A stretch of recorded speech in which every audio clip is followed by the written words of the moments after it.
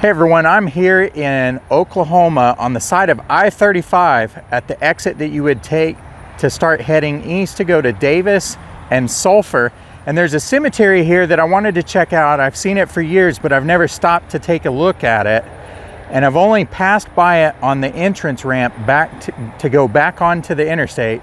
I thought we would take a quick peek. This is really maintained. It's always mowed and it's always neat. Especially since this casino has opened up. I think they might be the ones that maintain it. So this is an old cemetery. You can clearly tell by the shape that the headstones are in. They're all upright and standing. Everything's in good shape. Like I said, they do mow all around this. This has been fenced in with an additional fence going around the border of it. It's always mowed and always well taken care of. I think years ago I used to go camping at Lake of the Arbuckle and I never noticed this being here, and I think it's because this casino was not here, and now that it is here, they're probably the ones that are maintaining it. I just thought we would go in and take a look and see what maybe some of the dates are from it. Looks very old. I'm gonna have to look up the name of this cemetery. I haven't done any research on this ahead of time. So when I see the name of the cemetery, I'll just flash it up on the screen. But a lot of little monuments. So we have 1937, 1954, and we have a 1916 there, infant sign. There's little markers like this periodically in the cemetery. I guess it's maybe one that's fallen over, just a little foot marker type thing. But a lot of these are older. This is 1895, and Dunaway is the last name, I guess. And here we have a Howell, and that date is 1895 as well. Here's a Howell, quite a few Howells looks like. So 1911, wow, born in 1814 and died in 1911, Rhoda Howell. So this marker was an old marker. It does look to be like one from that time period, so it's an older one. This is another Howell from 1895, so 1852 to 1895, and that's a Mrs. Jane A. Howell. That's what that looks like, wife of J.T. Howell. Here's John T. Howell, so that's the husband. Born in 1838 and died in 1900. And this is a camp, I guess. It's like 1901. The lettering, it looks like it shows up a little bit better on camera than it does in person. But those, the letters on that are really kind of taken over by this lichen or fungus or whatever that is. And it's starting to wear down to where it's not becoming so legible. There's an old marker here. Can't make out anything on it. But in front of it, 1858 to 1895 is a Dunaway. Newer looking marker there. But we have a 1901 to 1902, and that's another camp, I guess, or it could be a gamp. The font on it is a little difficult to read. But here, it's a lot of those gamps, looks like. So it's almost like it's two families in this cemetery so far, because these are Howells over through here. A lot of Howells. And here's some more, you tell me, I guess that's a camp. Marriott Camp? Harriet Camp. And died in 1886, looks like.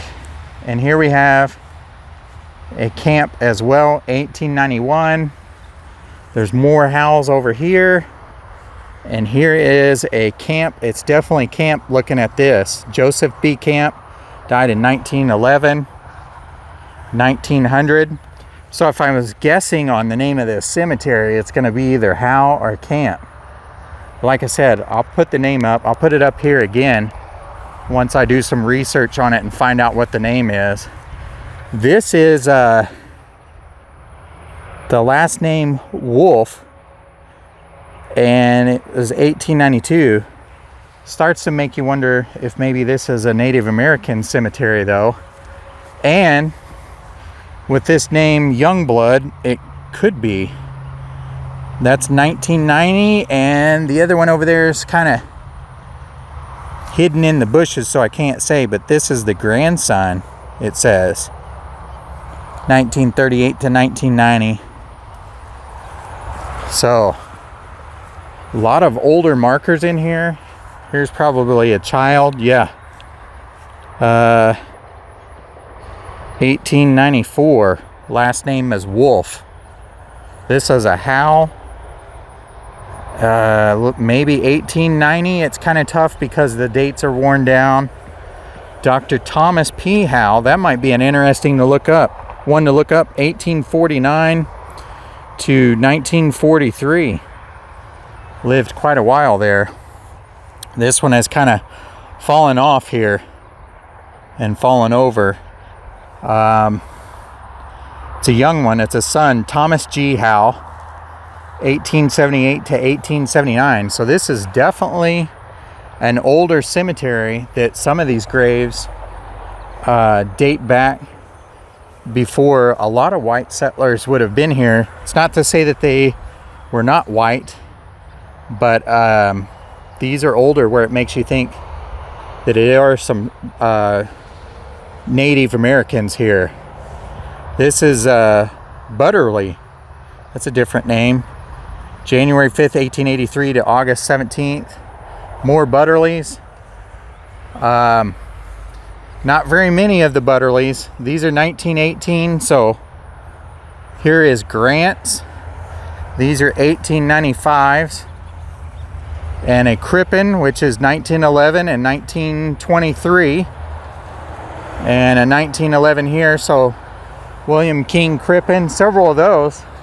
But I'd say overall, my best guess for the cemetery is going to be Howell. And if it's not Howell, it's going to be Camp. But it's a neat little cemetery, a lot of large markers. I certainly think that whoever it was had decent sized families here, but also access to a little bit more money than maybe some other people would have for the time period, as you just see some people buried with no markers at all, or just simple rocks, which still could be the case with some of these through here that aren't marked at all, or like that one is just a stone that I think has fallen over and it might say something, but not making out anything. It's a little cemetery, and I thought I would show you this right on the side of I-35, sorry. That's what all those cars are and that traffic. And it's a busy road. And then this goes off into the Chickasaw Nation over there. So it might be the Chickasaw Nation that owns this casino there, and possibly is responsible for taking care of this cemetery. This is the last name Ham, 1913. Beautiful time of the day to see a cemetery though, when the sun's kind of shining like this and it's going down. It's been over 100 degrees out, so this is the perfect time to explore. Temperature's cooling off and just a little bit of a breeze. So thanks for joining me on this little cemetery explore. It's just a tiny one. It's highly visible from both the interstate and the side road going into Davis, as well as the side road that goes by this casino here. It's a neat little cemetery, highly maintained. Love the fence around this. And then, like I said, they've gone the extra mile and fenced in extra. And then this is all maintained too. Don't see any recent burials. I think the newest one was 1990. But definitely a cool cemetery to step in and view a little bit of history. Thanks for watching. We'll see you guys next time.